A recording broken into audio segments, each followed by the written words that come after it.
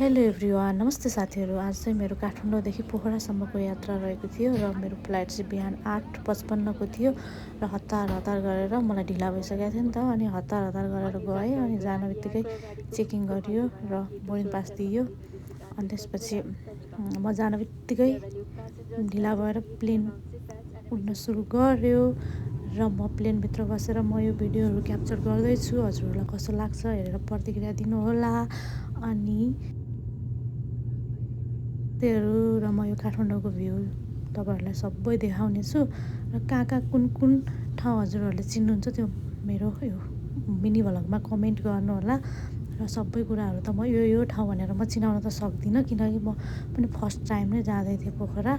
अनि सबै यो कुराहरू चाहिँ मेमोरी हुन्छ भनेर मैले चाहिँ क्याप्चर गर्दै चाहिँ खास चाहिँ म मुस्ताङ ट्रिपको लागि जाँदै थिएँ र आज चाहिँ पोखरा पुगेर साँझ नै बेनी बसेर भोलि चाहिँ उता जान्छौँ।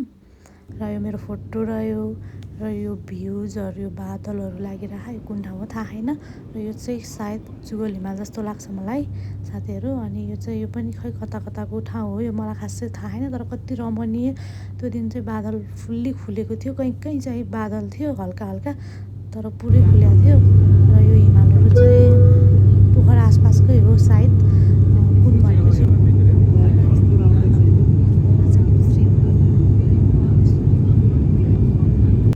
कता कुन ठाउँ भनेर मलाई पनि खासै थाहा छैन। यो चाहिँ पोखरा एयरपोर्ट नै हो र माथिको देखिने चाहिँ माछापुच्छ्रे हिमाल नै हो। यो चाहिँ कन्फर्मै हो साथीहरू। र तल अरू के देखिन्छ म तपाईँहरूलाई सबै देखाउँछु है त।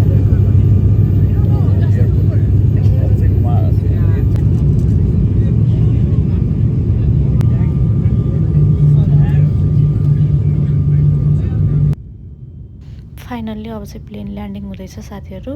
र ल्यान्डिङ भइसकेपछि चाहिँ म हस्बेन्डलाई कुरेर बस्छु, मलाई लिन आउँदै हुनुहुन्छ। उहाँ पनि आज भर्खरै उताबाट आउँदै हुनुहुन्छ अफिसबाट।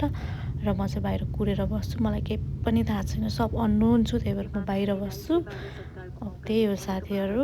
Finally in Pokhara airport Machhapuchchhre Himal है साथीहरू। यो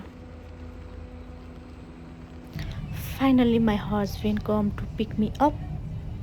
सो साथीहरू म तपाईँहरूलाई सबै भिडियोहरू देखाउँछु ल।